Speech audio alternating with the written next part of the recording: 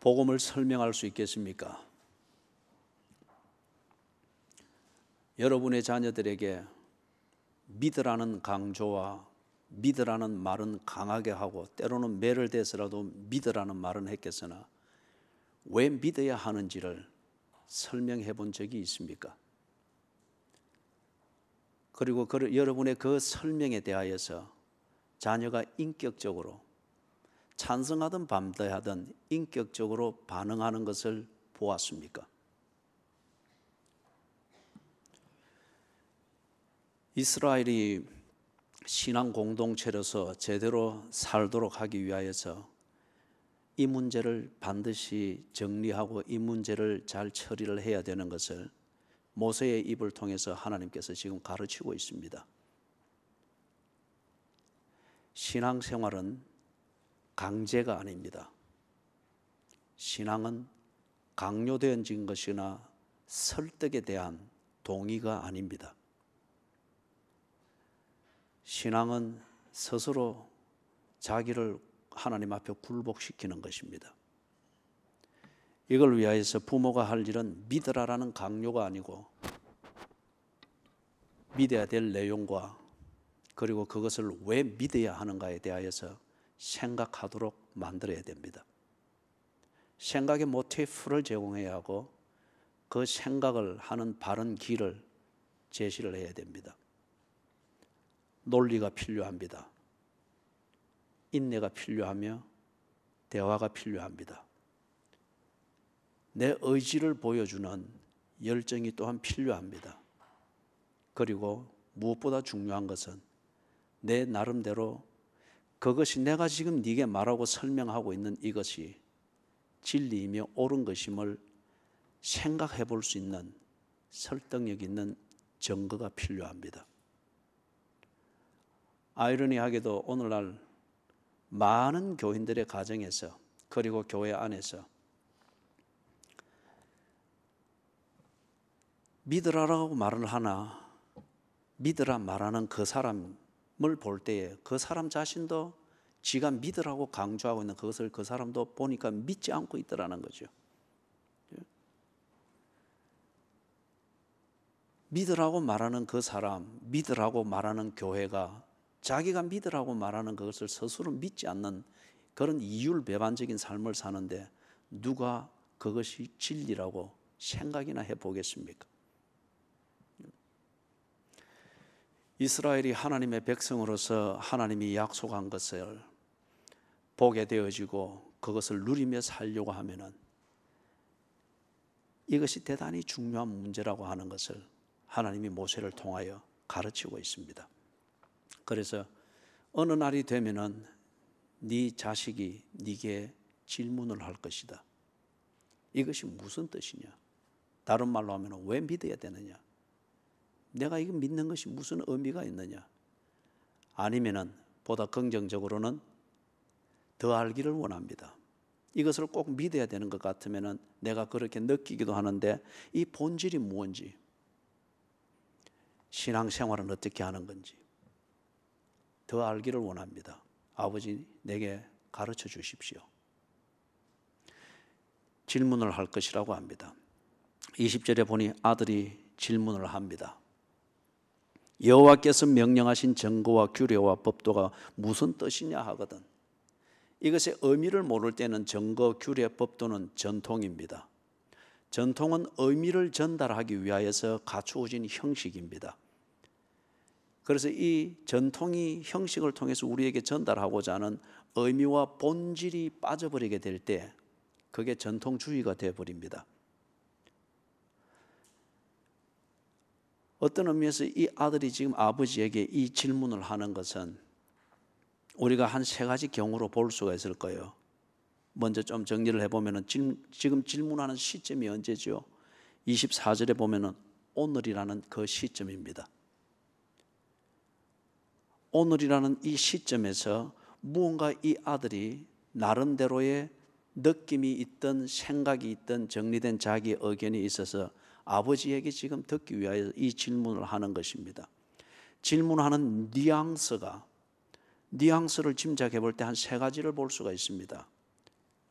아주 적극적인 자세를 품고서 이 질문을 한다고도 느낄 수 있습니다. 더 알고 싶습니다. 바로 알고 싶습니다. 이 전통을 통해서 내가 정거를 배웠고 규례를 배웠고 법도가 내 몸에 익었습니다. 그런데 이것의 의미가 무엇입니까? 해보니 이 형식이 꼭 필요한 것 같은데, 뭔가 꼭 필요한 것을 전달하는 것 같은데, 그 꼭 필요하다고 하는 그 엑기스를 내가 알 수가 없어서 답답합니다. 왜 예배를 드려야 됩니까? 왜 주일 되면 꼭 교회를 가야 됩니까? 왜 예배 시간에 집중해야 됩니까? 왜 성경을 읽어야 됩니까? 왜 가정 예배를 드려야 됩니까? 좋은 의미에서 그 의미가 뭔지를 알고 싶어서 하는 질문일 수 있습니다. 아니면 그 뉘앙스의 두 번째, 그것은 아주 회의적인 자세에서 나오는 질문일 수 있습니다. 교회 가라 해서 교회 갔고, 성경 읽으라 해서 성경 읽었고, 그리스도인이 이리 살아야 된다고 해서 그렇게 살았는데 왜 그리 해야 되는지 내가 모르겠습니다. 그리 해본들 다 똑같은 것 같은데 왜 자꾸 강요를 합니까? 왜 자꾸 강조합니까? 내가 느끼는 것은 무의미한 것뿐입니다. 이 종교나 저 종교나, 종교가 있으나 없으나 내가 아버지 말을 듣기 위해서 이렇게 착한 아들 되기 위해서 하는 것뿐이지, 내가 하는 것에 대해서 내가 의미를 알아서 이리 하는 건 아닙니다. 왜 이리 해야 합니까? 아버지가 하는 교회 생활을 내가 왜 그대로 해야 됩니까? 회의적인 그 자세에서 나오는 질문이 있을 수 있습니다. 아니면 세 번째는, 이 뉘앙스가 세 번째는 거부하는 겁니다.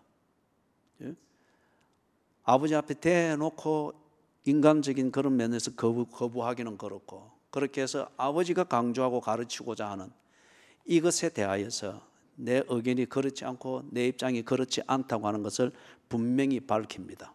그 의미가 뭡니까? 아버지가 나더러 자꾸 이렇게 하라 저렇게 하라고 하는데 그 의미를 말해 주십시오. 그 의미를 내가 납득할 수 있으면 굳이 그렇게 간섭 안 하셔도 내가 그리 하겠습니다.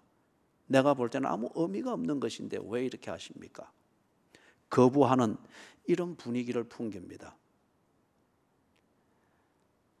이 아들이 아버지에게 이 질문을 하는 것, 그 풍기는 뉘앙스를 세 가지 각도에서 봤습니다.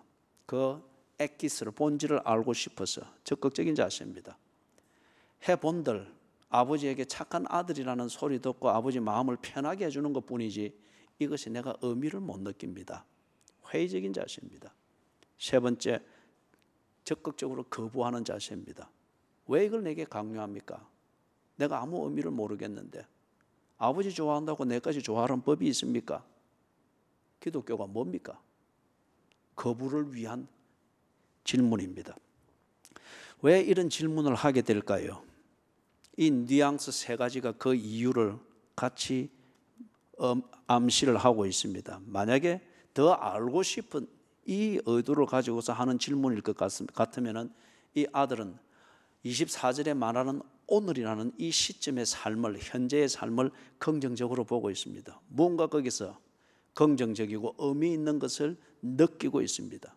그래서 그것의 핵심이 무언가를 알고 싶은 거죠.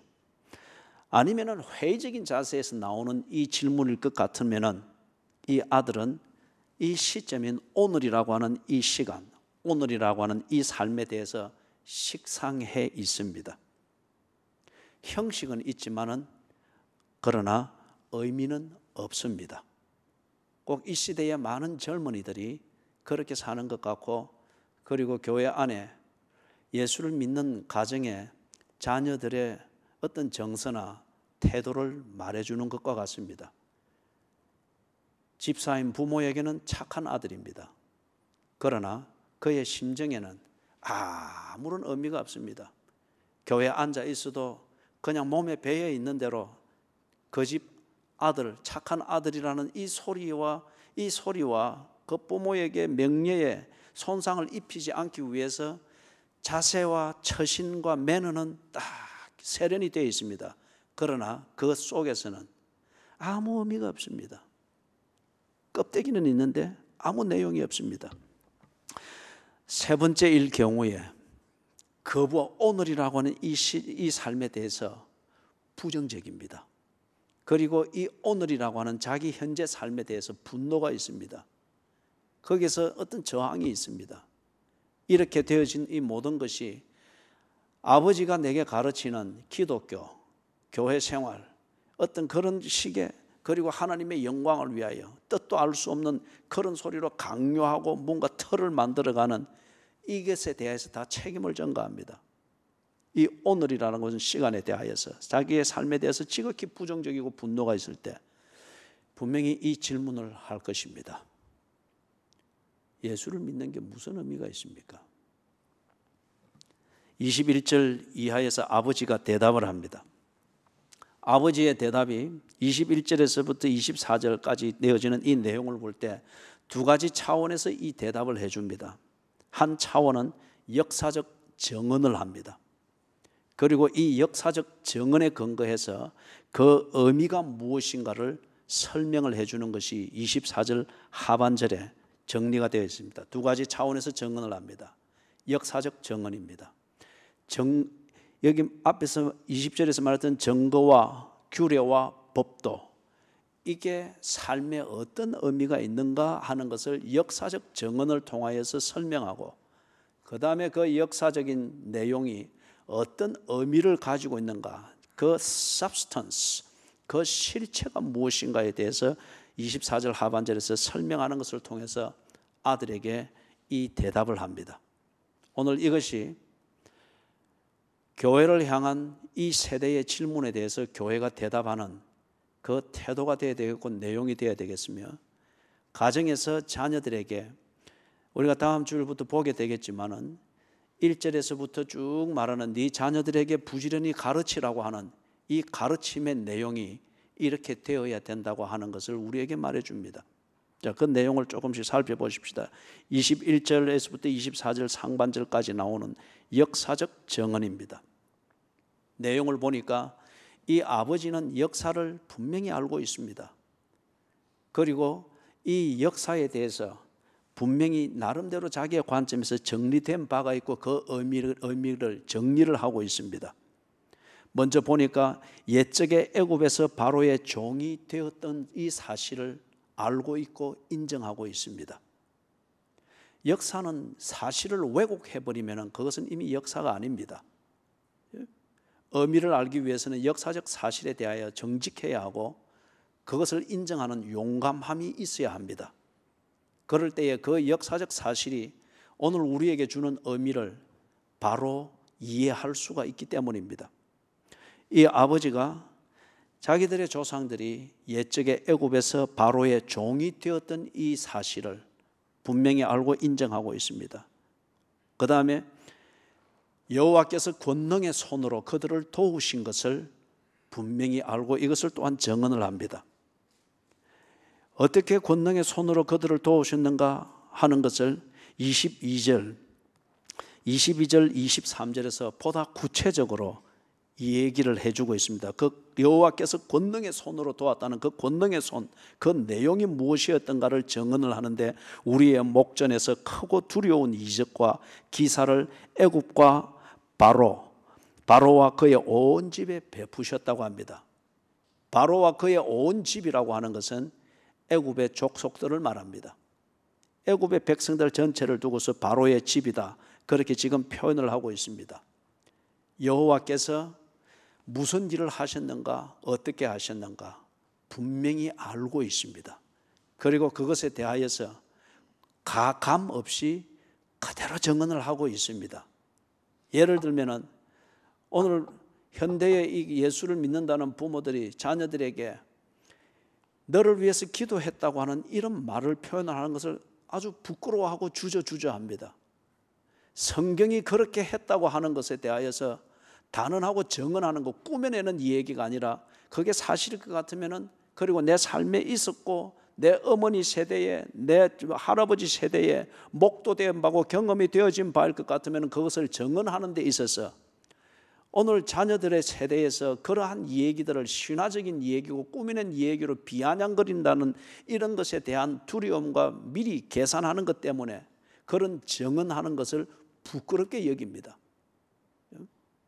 아니면은 정언할 내용이 없기 때문에 그렇겠죠.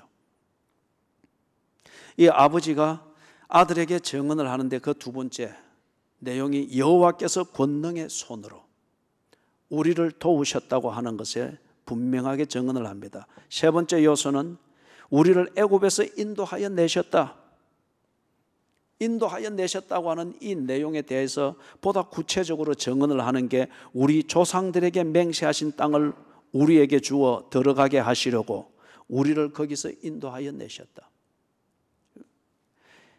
세 가지 내용의 정언을 지금 역사적 사실에 대하여서 정언을 하고 있습니다. 그런 다음 네 번째의 정언을 하기를 이 모든 규례를 지키라 명령하셨다. 이거는 뭔가 우리끼리 만든 협약이 아니고 그 일들을 하신 여호와께서 우리를 조상들에게 약속하신 땅으로 인도해 드린 후에 이 모든 규례를 지키라고 명령하셨다. 그 명령하신 그 규례가 뭐였죠? 그게 지금 20절에서 나오는 정거와 규례와 법도입니다.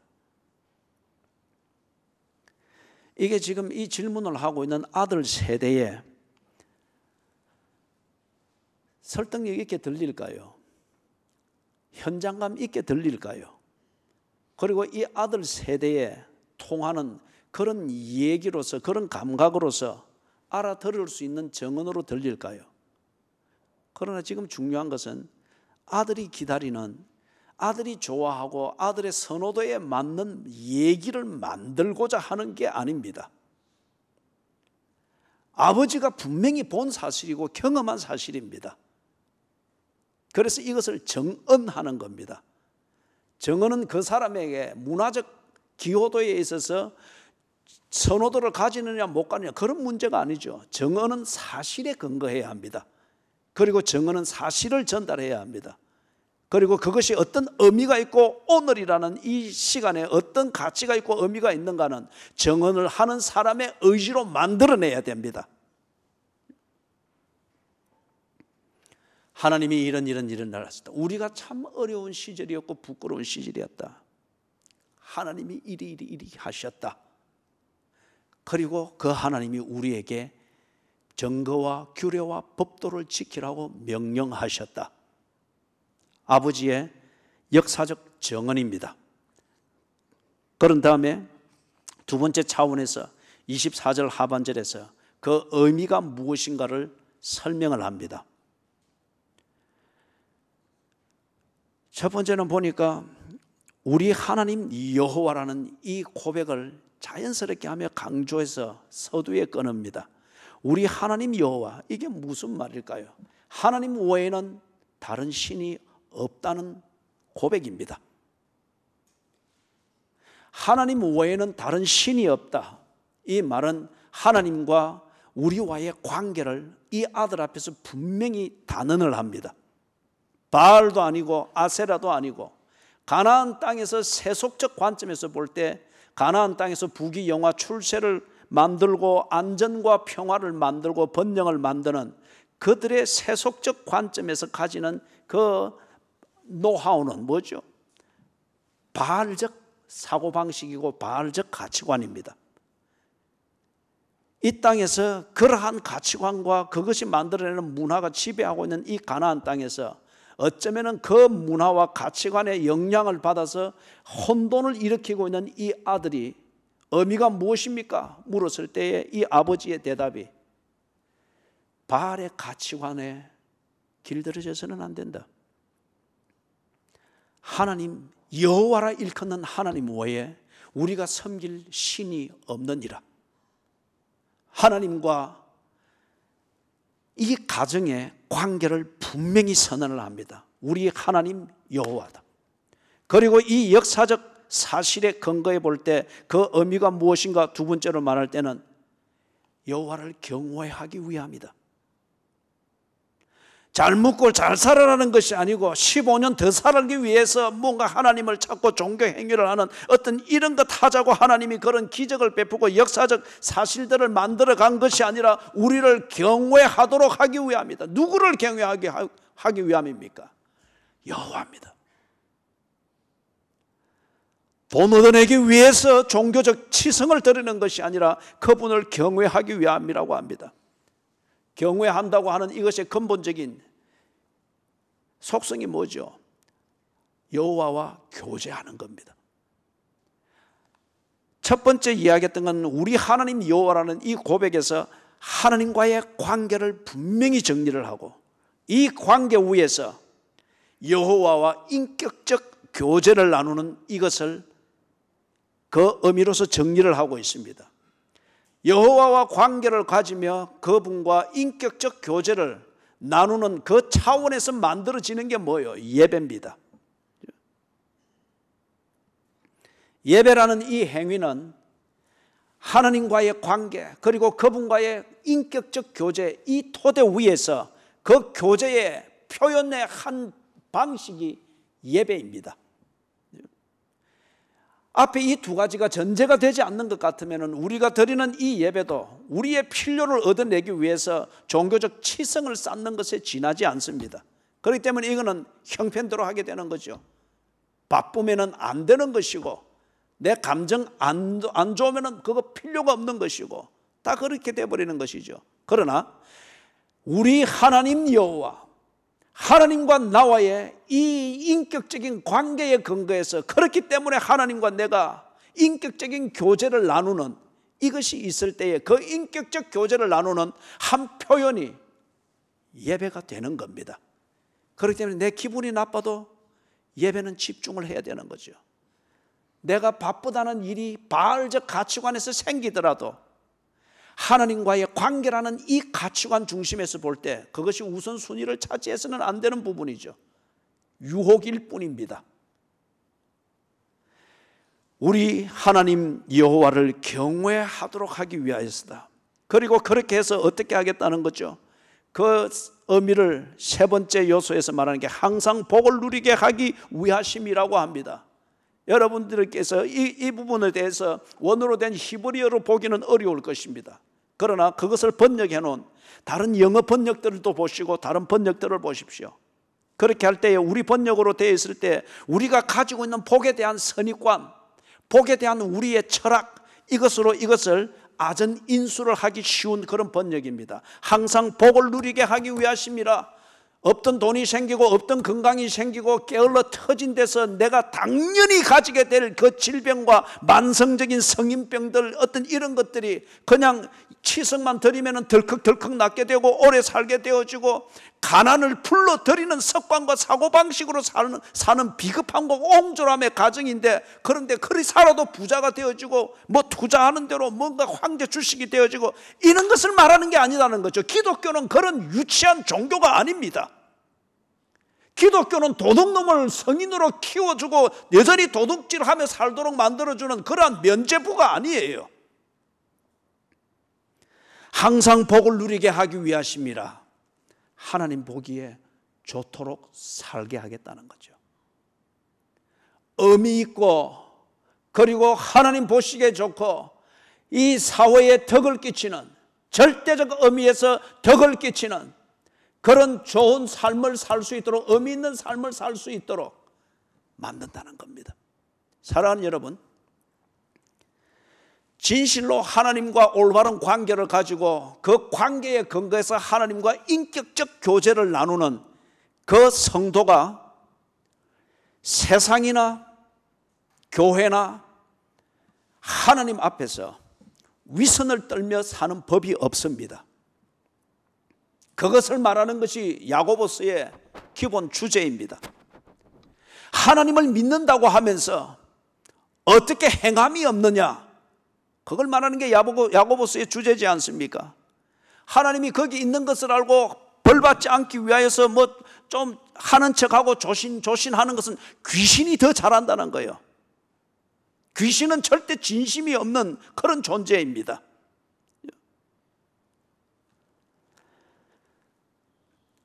하나님을 정말 알고 그 하나님과 인격적인 교제, 이것에 대해서 예수님이 말씀하기를 먼저 그의 나라와 그의 의를 구하라고 했지 않습니까?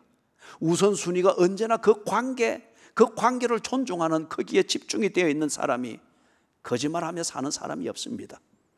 그런 사람이 게을러 터진 이것을 가지고 육체적인 쾌락만 있다고 해서 여전히 게을러 터지고 내 욕구만 채우기 위하여서 자기밖에 모르는, 그래서 생색만 내고 있는 이런 삶을 절대 살지 않습니다. 만약에 교인임에도 불구하고 그렇게 사는 것을 당연시 여긴다고 하면 당신은 하나님을 믿는 사람이 아닙니다. 아니면 하나님은 인정하되 하나님을 경외하는 사람은 아닙니다.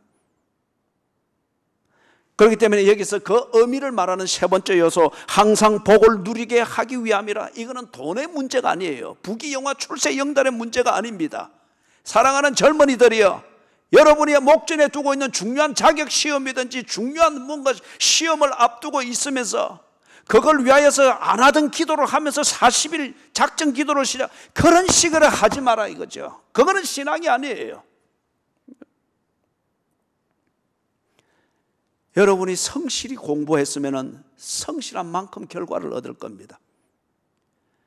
여러분들이 핵심을 알고 제대로 공부했으면 남들이 얻지 못하는 점수를 얻을 겁니다.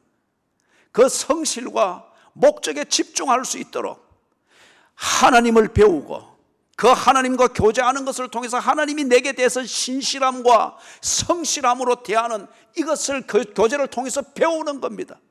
이게 내 사고방식을 바꾸고 습관을 바꾸고 그걸 통하여서 하루하루 일상에서 성실과 진지함을 쌓아가게 될 때에 그게 여러분의 삶의 어떤 영역에서든지 한 것만큼 결과로 얻게 되어질 것이요.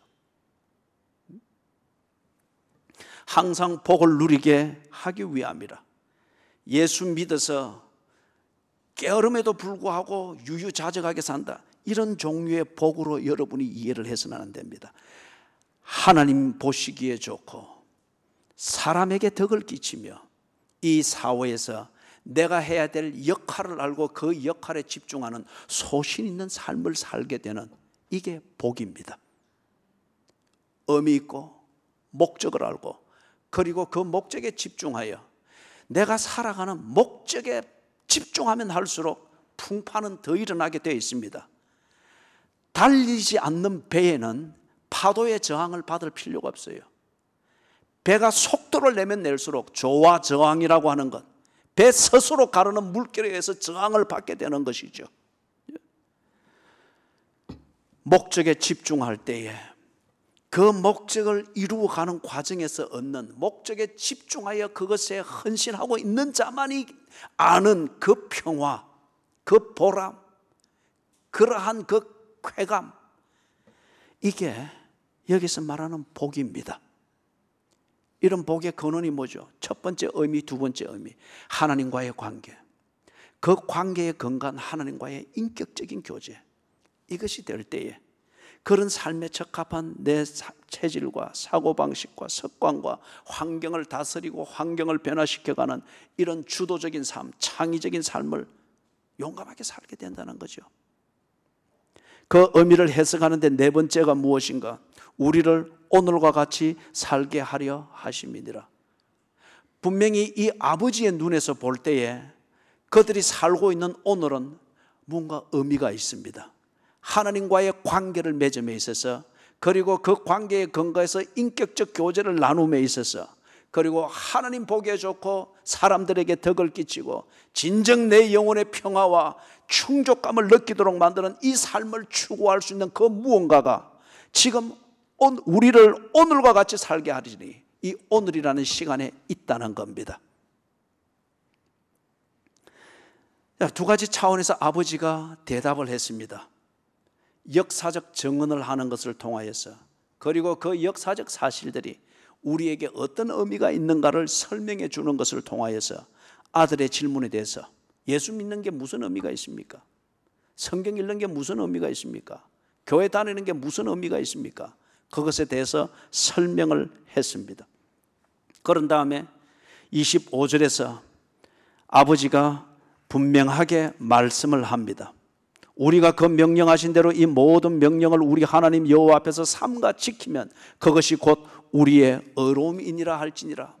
아들아, 너는 나를 닮아서 나만큼은 똑똑한 줄로 안다. 내가 아는 만큼은 너도 알 것이다. 이 아비가 네게 말한 역사적 정언과 그것이 그 역사적 사실이 무엇을 의미하는가를 네게 알려주었느니라. 이것에 근거해서 볼 때 네가 나를 동의하지 않더라도 네 똑똑한 머리와 그 감각으로 내가 설명한 역사적 사실과 이 사실이 의미하는 바가 논리적으로 옳게 여겨진다고 하는 것 같으면 이 말을 들으라. 그게 25절의 내용이요. 우리가 그 명령하신 대로 이 모든 명령을 우리 하나님 여호와 앞에서 삼가 지키면 그것이 곧 우리의 의로움이니라 할지니라. 증거, 규례, 법도, 그것이 무슨 뜻입니까? 그것은 하나님의 명령을 알게 해주는 것입니다. 그것이 무슨 뜻입니까? 하나님이 의도하신 대로 살 수 있도록 우리를 이끌어주는 것입니다. 그렇기 때문에 증거와 규례와 법도 또는 전통으로 일컬어지는 이러한 것이 우리에게 무슨 의미가 있습니까? 그것은 내비게이션입니다. 하나님의 뜻을 알게 하며 그 뜻을 향하여서 살아갈 수 있도록 길을 안내해주고 의지를 불러넣어주는 어떤 그런 것입니다. 비록 내게 감동이 없고 느낌이 없고 납득이 안 되고 이해가 안 될 그때에도 이 정보와 규례와 법도를 따라가게 되어질 때에 하나님의 뜻 안에 머물며 그 뜻을 따라서 주께서 이루시기를 원하시는 그 삶으로 나아가게 된다는 것입니다. 사랑하는 여러분, 말씀을 정리하겠습니다. 이 세대가 기독교에 대하여서 질문을 던집니다. 이 세대가 교회에 던지는 질문들이 많습니다. 그들이 질문을 던지는 때에는 아마 두 가지 이유 중에 하나일 것입니다. 복음을 듣고 싶다는 겁니다. 진리가 무엇인가를 알고 싶다고 하는 그들의 영혼의 목마름과 굶주림에서 나오는, 그래서 일말의 기대를 가지고서 교회와 기독교를 향하여서 질문을 던지는 것일 것입니다. 아니면은 그들이 질문을 던지는 이유는 기독교를 비아냥거리고 교회를 부정하기 위해서 만들어 놓은 질문일 것입니다. 혹독한 비난과 같은 말들과 질문의 형식으로 던져지는 모욕들이 대단히 많이 있습니다. 기독교를 부정하고 교회의 존재를 없애버리고자 하는 그러한 시도의 질문일 것입니다. 이런 의도에서 던지는 질문이든 저런 의도에서 던지는 질문이든 왜 이 세상에 기독교가 필요한가? 왜 이 사회에 교회가 필요한가? 하나님이 사랑일 것 같으면 왜 이 세상에 악이 존재하는가? 하나님이 사랑이고 공평하실 것 같으면 왜 이 세상에 빈부의 격차가 이렇게 극심한가? 하나님이 사랑이실 것 같으면 왜 이 사회에 동성연애와 이성연애자들 사이에서 갈등이 있는가? 하나님께서 정말 결혼을 창조하셨다고 하는 것 같으면, 그리고 남자와 여자를 창조하셨다고 하는 것 같으면 왜 남녀 사이에 불평등이 있고 오늘 남성과 여성 사이에 젠더 배틀, 이 양성 간의 전쟁과 같은 상황이 갈수록 심화되어지는가? 이런 모순을 볼 때에 기독교가 말하는 하나님은 없지 않느냐? 기독교라는 종교를 위해서 하나님을 기독교가 창조한 것이지 않느냐? 그래서 인간의 한계가 또 다른 논리와 이념에 부닥쳐서 이 모순적 상황을 초래하는 것이지 않느냐? 아주 sophisticated하고 아주 논리적인 그러한 질문이고 비아냥거림이고 도전입니다. 그러나 교회가 진리 위에 서 있다고 하면, 교회가 믿는 것이 절대의 복음 위에 서 있다고 하는 것 같으면, 교회가 믿는 하나님이 진정 살아계시고 그분이 우리에게 주신 것이 성경이며 이것이 절대의 진리일 것 같으면, 비아냥거림으로 던지는 질문이든지 목마름으로 던지는 질문이든지 이 앞에서 교회가 당황해서는 안 됩니다. 당황할 이유가 없는 겁니다. 이런 질문들과 이러한 도전 앞에서 겁을 집어먹고 두려워 떨면서 전전긍긍하면서 교회를 유지하기 위해서 속으로만 뭔가를 하고 있다고 하는 것 같으면 그 교회는 진리 위에 서 있지 않는 교회입니다. 그 교회는 사도신경으로 정리되어진 전능하사 천지를 만드신 하나님 아버지를 믿는 교회가 아닙니다. 어떤 하나의 종교적인 이론을 믿고 있기 때문에 또 다른 강력한 이론으로 부닥치게 되어지니 약한 이론이 벌벌 떠는 것이 지나지 않는 거예요. 오늘 왜 이 시대의 교회들이 이렇게 연약해졌고 왜 이 시대의 그리스도인들이 전쟁터에서 다 도망쳐 나와서 안락한 담을 씌우고 교회 안에서 안락한 프로그램을 만들어서 그 안에서만 옹기종기하고 있는 비겁한 패잔병들이 되었느냐 이거죠. 우리가 믿는 진리가 그런 것이냐? 우리가 배운 사랑이 그런 것이더냐? 오늘 이 아버지가 자식에게 대답하듯 교회는 이 세대에 대답을 해야 됩니다. 기독교는 이 세대에 대답을 해야 됩니다. 우리가 믿는 진리가 절대적인 진리일 것 같으면 대답하지 못할 이유가 없습니다. 교회가 또는 기독교가 아니면 예수를 믿는 부모가 이러한 질문을 던지는 자식이나 이 사회를 향해서 대답을 하기 위하여서 세 가지 갖추어져야 할 게 있습니다. 오늘 이 본문 말씀에 근거해 볼 때 첫째는 복음이 진리인 것을 분명히 믿는 확신이 있어야 됩니다. 복음을 설명할 수 있습니까? 복음이 진리인 것을 여러분 나름대로 증명할 수 있습니까? 복음이 진리인 것을 믿습니까? 제가 늘 젊은이들에게 하던 말도 있습니다. 내가 설명할 수 없는 것은 내가 믿는 것이 아닙니다. 내가 설명할 수 없는 것은 내가 믿는 것이 아닙니다.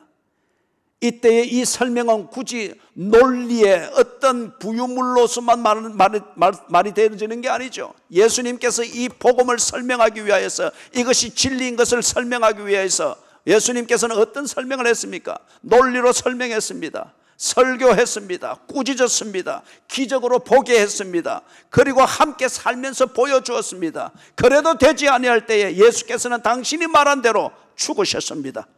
그리고 당신이 말한 대로 부활하셨습니다. 그분의 존재와 총체적인 삶의 내용으로 예수가 전하는 복음이 진리인 것을 그분은 설명하셨습니다. 내가 설명할 수 없는 것은 내가 믿는 것이 아닙니다. 전도를 해도 이렇게 하라는 거예요. 설명할 수 없는 전도를 통하여서 복음을 더욱더 오해하도록 만들지 말고 내가 전도하는 것 같으면 거기에 목숨을 걸고 전도하는 내용에 대하여서 내가 목숨을 건 것을 전도를 받는 자가 한 번쯤은 느낄 수 있도록 되어야 되지 않느냐 이것이. 오늘 교회나 교인들이나 예수를 믿는다고 하여서 자식들에게 믿음 생활 바로 해라고 강요를 해야 되는 이 부모들이 그들이 믿는 바가 무언가를 모릅니다. 그들이 믿는 바에 대해서 설명하지 못합니다. 강요만 있을 뿐입니다. 그 강요가 자식들의 더 강하고 폭력적인 반항에 부닥칠 때에 강요는 꼬리를 감추고 아주 비겁한 종교인이 되어버립니다. 자식을 위해서 기도한다, 믿지 않는 배우자를 위해서 기도한다 하나 어쩌면은 우리의 그 기도한다고 하는 그 말의 진리는 그 저항이 무섭기 때문에 그 반항이 귀찮기 때문에 그런 꼴을 보기 싫으니까 비겁하게 기도의 자리라는 명분을 만들어서 거기 숨은 거지 않느냐 이거죠.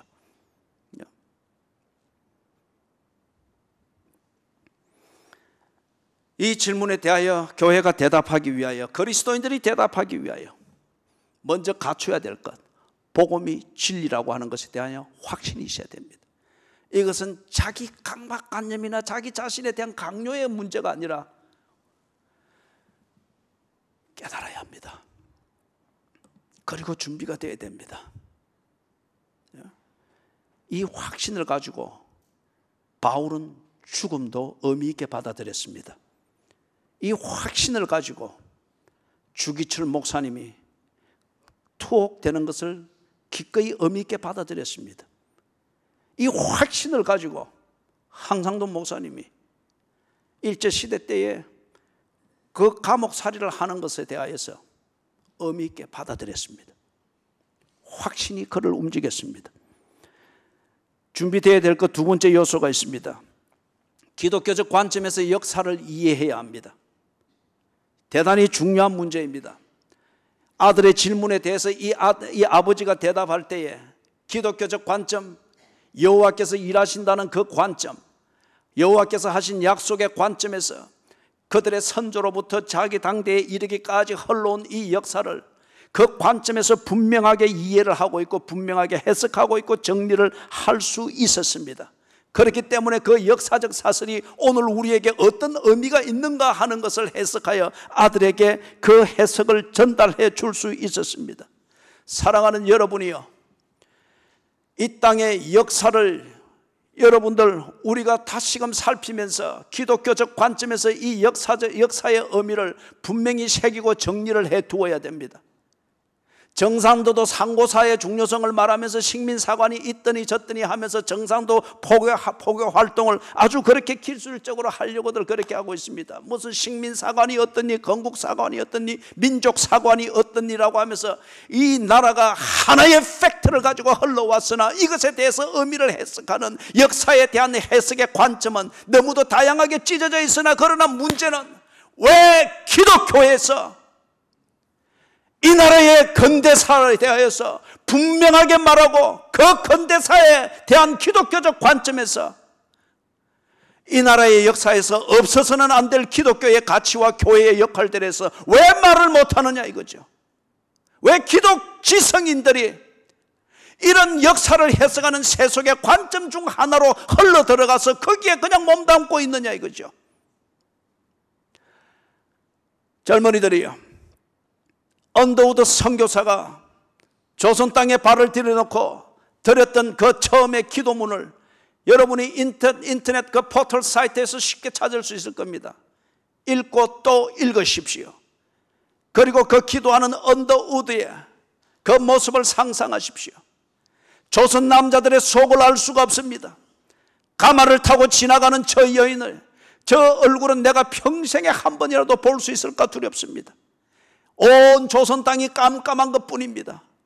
하나님이 왜 나를 여기에 뚝 던져 놓았는지 그 이유를 알 수 없습니다. 이런 내용으로 기도를 하는 언더우드의 그 기도문을 볼 때에 이 조선을 지나서 대한제국으로 들어가는 그 과도기에 깜깜함 그 자체였습니다. 무지했습니다. 복음이 들어왔고 이 복음을 전하기 위하여서 그들이 조선 그 구한말 재래식 화장식을 쓰면서 똥똥에 빠지기도 하면서 그럼에도 불구하고 이 복음을 전하기 위해서 그렇게 하면서 연희 전문학교를 세우고 아펜젤러 선교사 같은 이런 분들이 고종 그리고 순종의 주체가 되어서 그렇게 하면서 의대를 세우고 이 땅에 복음을 전하면서 그 복음이 주는 빛을 비추기를 시작하였습니다. 1948년 대한민국이 섰습니다. 분명히 이 나라의 국가 역사의 시작입니다. 전 국회에서 처음 개회를 할 때 기도하며 시작했습니다. 그렇기 때문에 언제나 기도하면서 시작되는 이것을 주장하고자 함이 아닙니다. 이 나라의 역사에 있어서 기독교의 영향력과 기독교의 역할을 빼놓을 수 없다는 이것을 말하고자 하는 거예요. 인연 대립이 한창일 때 그것이 곧 전쟁이 되어질 때에 교회가 기도했습니다. 소수였으나 교인들이 여호와를 부르며 이 땅을 위하여 기도했습니다. 산업화 시대를 넘어갈 때에 그럼에도 불구하고 도덕적으로 타락하지 아니했던 것은 이촌 향도한 이 젊은이들이 뼈 빠지게 공장에서 일을 하고 낮에 그렇게 장시간 동안 잔업까지 해가면서 할지라도 그들의 서러움과 그리고 희망을 찾기 위해서 교회로 몰렸고 교회마다 젊은이들이 미어터졌습니다. 그들은 복음을 들었고 하나님의 정의 안에서 희망을 가질 것을 말했고 그들은 희망을 가지고 꿈을 꾸었고 저들은 희생하나 공순이로 공돌이로 그들은 희생하나 내 동생들과 나의 자녀들은 개과천선하는 기회를 마련하리라. 그 힘들이 어디서 났느냐 말이에요. 추위에 벌벌 떨면서도 1시간 2시간을 하나님의 말씀을 들으며 그 말씀 앞에서 그들의 존재를 보면서 하나님과의 관계, 하나님과의 교제, 그 삶 속에서 성실함의 가치를 알고 희망의 가치를 알고 7.8기에 그 힘이 있는 것을 알고 그들이 밤새워 기도하고 배운 하나님의 말씀대로 살고자 하는 것, 비록 공돌이와 공순이로서 무김치 하나밖에 없는 찬얼음장 같은 도시락이지만은 동생 학비를 더 보내기 위해서 꾸역꾸역 그걸 먹으면서도 그것이 희망이고 하나님이 나를 위해서 일한다고 하는 이 분명한 확신을 가지고 그렇게 살았던 산업화 시대를 통하여서 민주화를 이루었고 선진국 운운할 수 있는 그 자리까지 갔지 않느냐 이거죠. 오늘이라고 하는 이 시간, 무언가 여유가 있고 부유함이 있고 무언가 더 다른 것을 생각할 수 있는 여유를 부를 수 있는 오늘이라는 이 시간이 주어졌을 때에 왜 교회가 역사를 분명히 말하지 아니하며, 왜 예수를 믿는 지도자들이 역사를 분명히 말하지 아니하며, 분명히 역사에 교회가 있었지 않느냐 이거죠. 분명히 역사 속에, 이 근대 역사 속에, 파란만장한 이 대한민국의 120년의 근대 역사 속에 교회가 있었고 그리스도인들이 있었고 교회의 몸부림이 있었지 않느냐 이거죠. 왜 그런데 오늘 우리는, 그리고 오늘 이 시대의 교회는 이 대한민국의 근대 역사의 교회가 없었던 것처럼 왜 민족사관에 기대고 식민사관에 기대고 또는 건국 역사 아니면 임정으로부터 시작된 역사, 어떤 이런 관점에 기대어서 무언가 지식인 양 그 흉내를 내고 있느냐 이거죠. 이 비겁한 교회요, 이 비겁한 그리스도인들이요, 어찌할 수 없는 나요.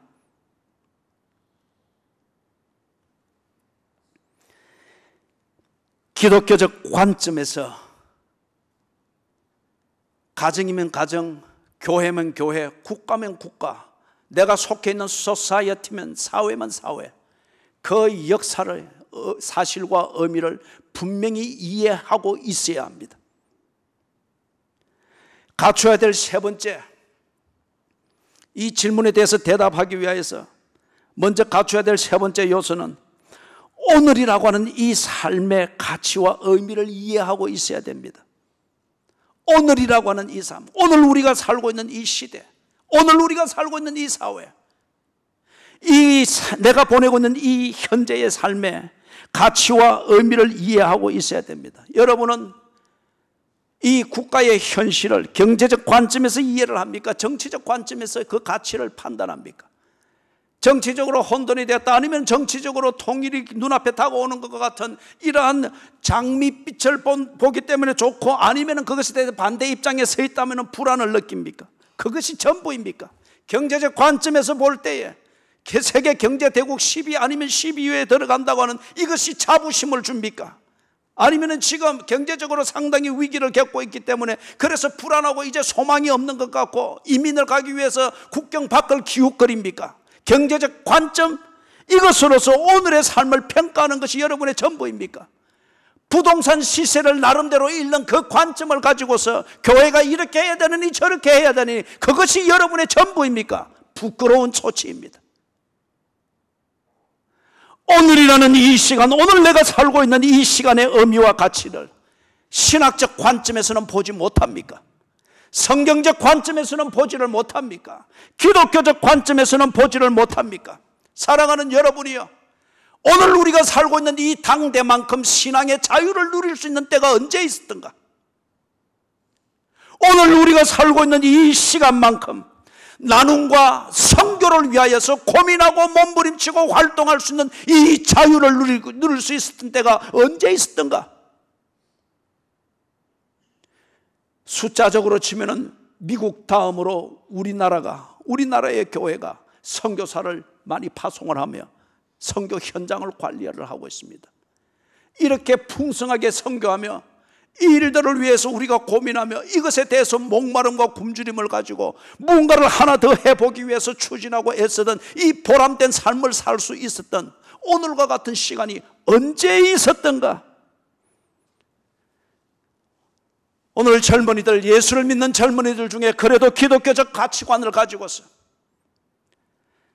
하나님 보시기에 좋고 사회에 덕이 되고 그리고 지 인생에서 주어진 목적에 충실하고자 기독교적 가치관을 따라서 지 진로를 기꺼이 결정하며 세속이 제공하는 장밋빛 같은 그런 기회라 말하는 그 유혹들을 가차없이 버리고 기독교인으로서 살아야 될 삶에 대한 소신을 가지고 진로를 기꺼이 결정하며 기꺼이 살아가는 젊은이들이 많이 있습니다. 엘리야가 컴플렉스에 빠져 있을 때, 나뿐이라고 할 때에 바알에게 무릎 꿇지 않은 자 7천이 있었다고 하는 것처럼,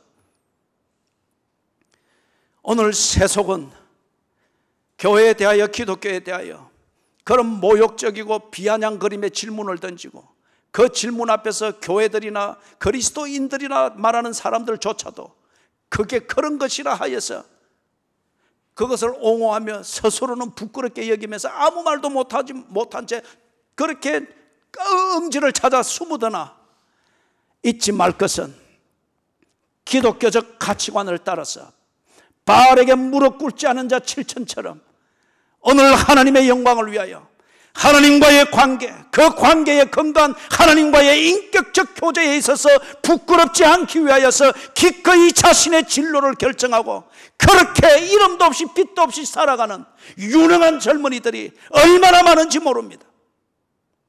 이미 작고하고 없으나 고려대 의대 출신이었던 바보 의사라 일컬어지는 그 청년의 이야기를 알고 있습니까?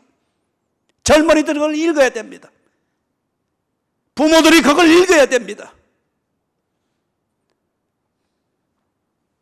명문대를 나와서 의사였으나, 누구나 부러워하는 의사였으나 그의 삶은 사람들에게 바보라는 소리를 들었습니다. 예수처럼 살려고 하다 보니, 그리고 과로로 죽었습니다. 오늘의 삶에 대한 가치와 그 의미, 이것에 대해서 어떻게 이해를 하고 있는가? 기독교적 관점에서, 신학적 관점에서, 성경적 관점에서 오늘의 삶에 대한 가치와 의미를 이해하고 정리되어져 있지 않는 것 같으면 당신은 질문에 대해서 대답할 준비가 안 돼 있는 거예요. 그 질문 앞에서 부끄러움을 느낄 수밖에 없다는 거죠. 세상이 우리에게 던지는 이 질문들, 자식이 우리에게 던지는 질문들, 더 알고 싶어서 던지는 질문일 수 있겠고, 아니면 비아냥거림과 부정을 위해서 던지는 질문일 수 있겠으나, 이 앞에서 교회가 주눅들 필요가 없으며 그리스도인들이 그 앞에서 부끄러움을 느끼면서 숨어야 될 이유가 없습니다. 절대의 진리를 믿는 것 같으면 대답을 해야 합니다. 대답을 하기 위하여서 복음이 진리인 것에 대해서 확신하고 있는지 점검하십시오. 기독교적 관점에서 역사를 제대로 이해를 하고 있는지, 역사적 사실을 제대로 꿰고 있는지 준비를 하십시오. 그리고 세 번째, 당신이 살고 있는 오늘이라고 하는 이 시간에 의미를 당신은 어떻게 이해를 하고 있습니까? 이 세 가지가 정리가 될 때에 정거와 규례와 법도, 이것이 무슨 뜻인가를 이 세상을 향하여 말할 수 있을 것이며 우리의 자녀들을 향하여 말할 수 있을 것입니다. 이 땅에 지금 우리에게 있어서 정거와 규례와 법도가 무엇입니까? 오늘 우리를 하나님과의 관계로 이끌고 하나님과의 인격적 교제를 가르치고 이 인격적 교제 속으로 우리를 이끌어 들어가고, 그래서 여호와를 경외하여 하나님 보시기에 아름답고 이 세상에 덕을 끼치고 유혹을 끼치는 이 복 있는 삶을 살도록 만드는 내비게이션, 그것은 무엇입니까? 두말할 것도 없이 이것은 성경입니다. 성경을 읽어야 합니다. 성경을 공부해야 합니다. 성경을 배워야 합니다. 그리고 성경이 뭐라 말하는지를 깊이 새겨야 합니다. 그리고 그것이 내게 합당한가를 두고서 여러분이 생각하며 갈등하며 대답을 찾아야 합니다. 그리고 이 성경으로부터 파생되어진 성경적 가르침들이 있습니다. 이것을 묻고서 우리는 교회의 전통이라고 그렇게 합니다. 성경이 그러하듯이 교회의 전통이 급조되어진 프로그램이 아닙니다. 예배에 바로 앉으라 하는 것은 급조된 프로그램이 아닙니다. 예배의 분위기를 흩트리는 그러한 행동을 하지 말으라고 하는 것은 하나의 교회의 캐릭터가 아니에요. 교회의 전통입니다. 하나님과의 관계, 그분 앞에서의 인격적인 교제, 그래서 하나님 보시기에 좋은 그것을 위해서는 그 교제의 일환인 예배에서 어떤 태도가 되어야 된다고 하는 것을 세월을 통해서 검증해 본 결과 그런 태도가 맞다는 거예요. 사랑하는 여러분, 교회의 전통, 성경적 가르침, 정거와 규례와 법도에 해당이 되어지는 이 가르침들과 이 디스플린, 이 권징들은 급조되어진 종교적 프로그램이 아니라 국가의 역사, 교회의 역사, 가족의 역사, 개개인의 인생사를 통하여서 검증되어진 결과입니다. 그것은 진리라는 거예요. 교회의 전통이 가르치는 것, 그것이 안내하고자 하는 것, 그 핵심이 뭐냐? 그것은 진리라는 것입니다. 그렇기 때문에 사랑하는 여러분, 정거와 규례와 법도와 같은 교회의 전통과 진정 예수를 믿는 부모들의 가르침과 그 교훈을 통하여서 무엇을 알게 되는 거죠? 여호와만이 하나님인 것을 알게 됩니다. 그리고 여호와를 경외하는 것을 배우게 됩니다. 다시 말해서 하나님과 인격적 교제를 나누는 것을 배우게 됩니다. 하나님 보기에 좋은 삶이 무엇인지 참된 의미에서 인생의 철학을 터득하게 됩니다. 그리고 평화롭고 의미 있는 삶이라고 하는 것을 만들 줄 알게 됩니다. 사랑하는 여러분, 지금 아니면 다음 세대, 우리가 지나가면서 이 질문들을 받게 될 것입니다. 그리고 지금도 받고 있을 수 있습니다. 그러나 이 질문을 앞에서 비급해져서는 안 됩니다. 그리고 이 질문 앞에서 무지함을 드러내서는 안 됩니다. 어떤 의미에서 이런 질문에 부닥칠 때 내가 알곡인지 죽정인지, 내가 위선자인지 참된 헌신자인지를 스스로 검증할 수 있게 됩니다. 잊지 마십시오. 설명할 수 없는 것은 내가 믿고 있는 것이 아닙니다. 예수님은 복음이 진리인 것을 설명하기 위하여 논리와 교제와 이적과 기사와 그리고 더불어 사는 삶과 그리고 당신이 말한 대로 죽고 부활하는 것을 통하여서 설명하셨습니다. 이 질문을 던지는 이 세대와 또는 우리의 자식들을 향하여서 내가 믿는 바, 하나님이 내게 주신 정거와 규례와 법도에 이 의미하는 바가 무엇인가를 설명할 수 있도록 준비되어지는 세대가 되기를 주님의 이름으로 축원합니다. 아멘. 하나님, 우리의 위선을 용서해 주시고